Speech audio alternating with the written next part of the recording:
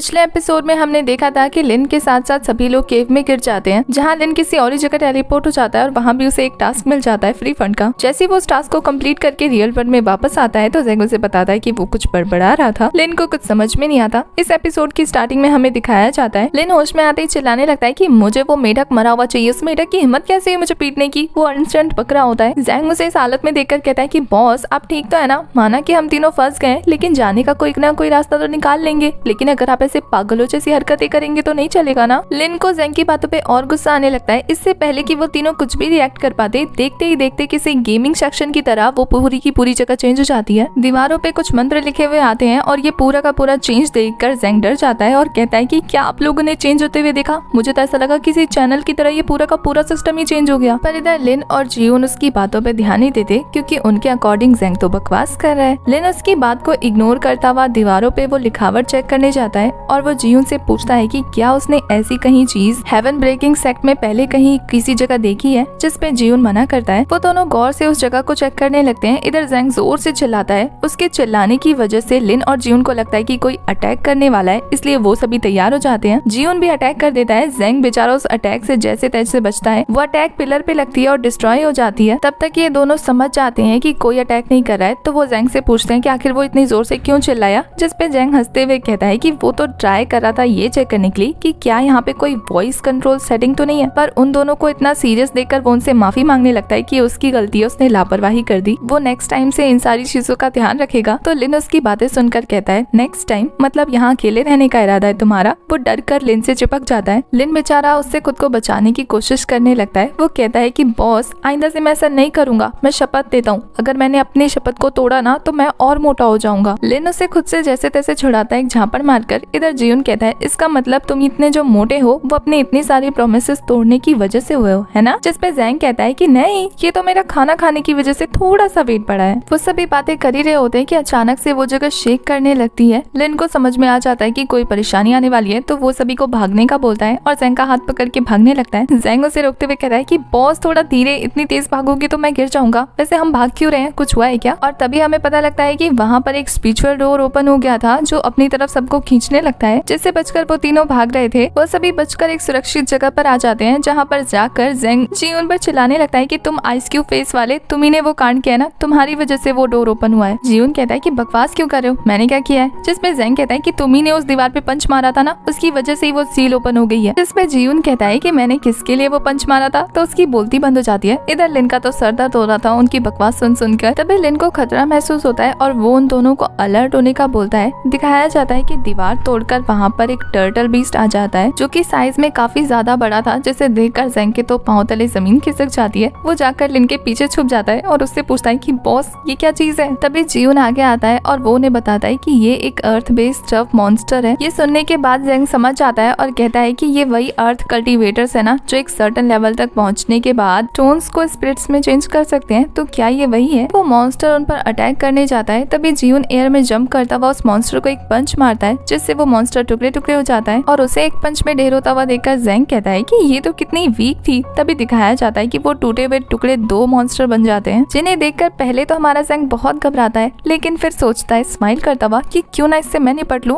और फिर वो उन दोनों को कहता है कि आपको चिंता करने की जरूरत नहीं है, इसे तो मैं देख लूंगा। और वो फिर से अपना बुलेट मूव यूज करते हुए उन दोनों मॉन्स्टर को ढेर कर देता है। पर इस बार वो टुकड़े हुए मॉन्स्टर 2 से 4 हो जाते हैं। ज़ेंग की तो हालत खराब हो जाती है कि फिर से ये जुड़ के बहुत सारे बन गए। ज़ेंग तो गुस्से में फिर से उन्हें पीटने जाने वाला होता है, लेकिन लिन उसे रोकता है कि नहीं, इन्हें मारना मत, क्योंकि इन्हें चोट लगने से ये और ज्यादा बढ़ जाते हैं। वो लोग इस बारे में इससे ज्यादा सोच पाते कि तभी वो मॉन्स्टर अटैक स्टार्ट कर देते हैं, जिन्हें देखकर ज़ेंग भागने लगता है और सोचता है कि क्या ये मूव भी कर सकते हैं। में से एक मॉन्स्टर ज़ेंग को ऐसे गिरा हुआ देखकर मौका पाकर उस पर जंप करता है। इससे पहले कि वो ज़ेंग पर हिट कर पाता, लिन उसे अपनी स्वॉर्ड से घायल कर देता है और फिर वो अपने रस्ट थंडर स्वॉर्ड मूव का यूज करके बाकी दोनों को भी हरा देता है। तीनों को टुकड़े टुकड़े करने के बाद लिन चौथे की तरफ आगे बढ़ता है, तो वो उस पर अपने पावर से अटैक करता है। लिन अपने थंडर स्वॉर्ड का यूज करके उसके पावर को रिवर्स कर देता है, जिससे वो हिट होकर फिर से टुकड़े टुकड़े हो जाता है। ये देखकर लिन, जिसे लग रहा था कि सिचुएशन अब शायद अंडर कंट्रोल है, उतने में वो सभी टुकड़े आपस में जुड़कर फिर से मॉन्स्टर में कन्वर्ट हो जाते हैं। ये देखकर तो जियोन और ज़ेंग की दोनों की हालत खराब हो जाती है। उन सबकी बढ़ती संख्या को देखकर लिन उन्हें समझाता है कि हम इनसे लड़ नहीं सकते, तो एक काम करते हैं, यहाँ से भाग कर देखते हैं। तो वो वहाँ से निकलने की कोशिश करने लगता है, पर इससे पहले कि मॉन्स्टर उस पर अटैक कर पाता, जियोन अपनी आइस स्टिक से उसको घायल कर देता है। तुम लोग यहाँ से निकलो, जब तक मैंने इसे घायल कर रखा है, जिसपे जेंग परेशान हो जाता है और कहता है कि तुम्हारा क्या होगा।